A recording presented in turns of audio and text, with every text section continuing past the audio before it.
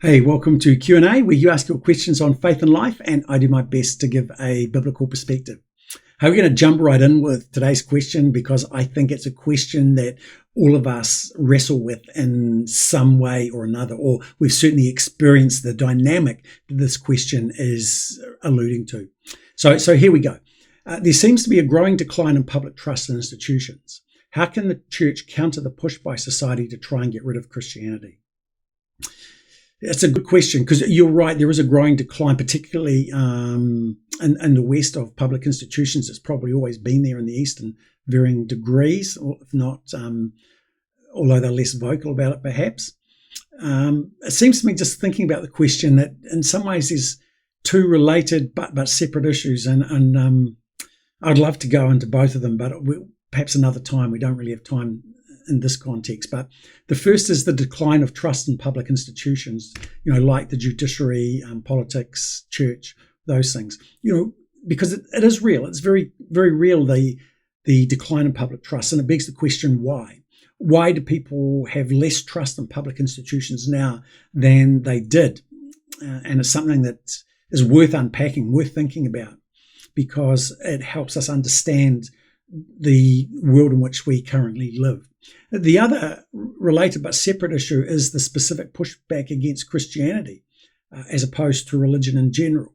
Certainly it's been my experience that in the West, at any rate, people are pushing back very aggressively and very vocally, publicly against Christianity, but not so much against, for example, Islam. I'm not saying they necessarily embrace it, agree with it, but they are more respectful. And there's some obvious reasons why, but I also think there's some deeper reasons why as well. So I would love to get into each of those at some point if the situation arises. But let me just offer a couple of observations in regards to your question: how can the church counter the push by society? Because I think that's something that we do need to take on board. And I would want to say that, first off, the fact that church is seen as a public institution highlights the problem, because I think for us to be seen as a public institution and lumped in with the other institutions that have become self-serving means that we've somehow lost our way, or we're perceived to have lost our way at any rate, probably somewhere in between. Because the pushback in part of public institutions, the decline in trust, is that whilst they were set up to benefit others, they're about themselves. They become little fiefdoms, and it's about their own little worlds. And certainly the church is perceived as wanting to benefit itself, tax exemptions, all those sorts of things. And so, the fact that we're seen that way says that we've somehow moved away from our roots, because I think of what Paul says in Philippians chapter 2, verses 3, say to 5, where he talks about how we should prefer the needs of one another. We should esteem others, serve others rather than ourselves. And I think if we did that more, then I think that would help go some way to undermining that sense of that perception that the church feels entitled to tax-free status, to charitable status. It feels entitled to benefits from the state that other organisations perhaps don't get. And I think the fact that we've become sort of inward looking and self-serving, or the perception is reflected in the fact that I think for many people in many modern churches, it could almost be seen that there's no real difference between going to church on Sunday. It's not really that different from going to a gym, going to a sports club, going to a social club, because it's all about how to it's about self. It's therapeutic preaching, how to become a better version of yourself, how to feel good about yourself, how to this, how to that, rather than being made good through the confession of sin. So, I think the church has to own that some of the pushback is because we've not done a good job of being the church.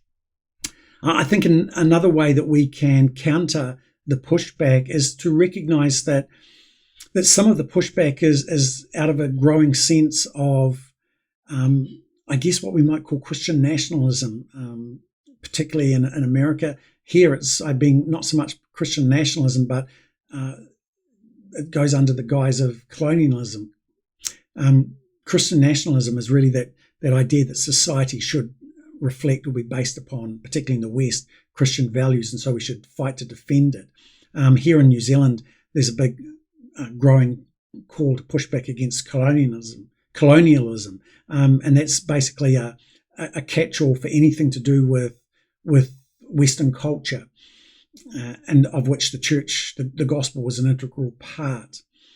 And so there is a big pushback against that, and I think in part that's come about because as society's moved away from historic values, Christian values, conservative values, those who hold them have become very vocal, are perceived as being very judgmental towards those who don't share them. And so rather than having conversations, we end up polarizing.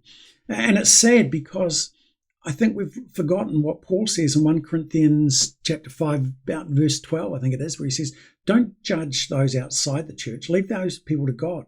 They don't give an account to you. They give an account to him. Judge one another. Hold each other accountable. Are you living according to the values, to the ethic of the scriptures of the kingdom of heaven? You see, they didn't sign up for it. So as society's moved away, we can lament it, and we should lament it.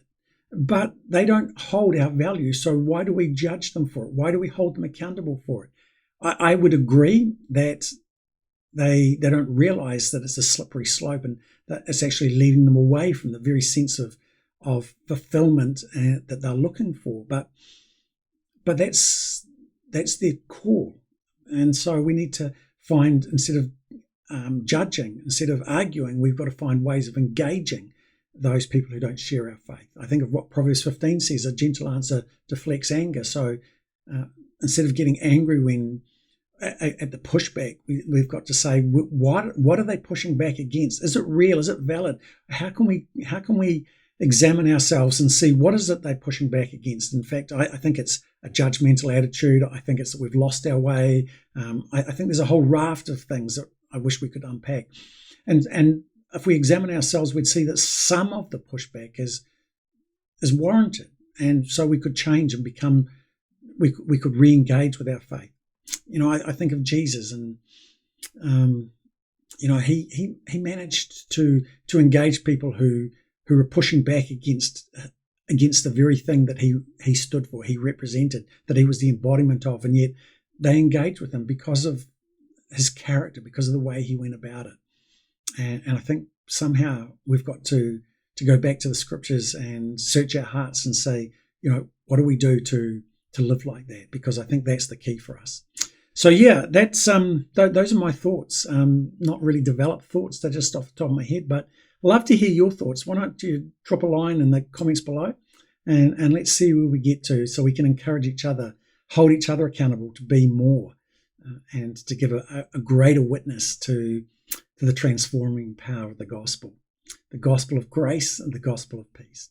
Well, that's it for now. Until next time, God bless.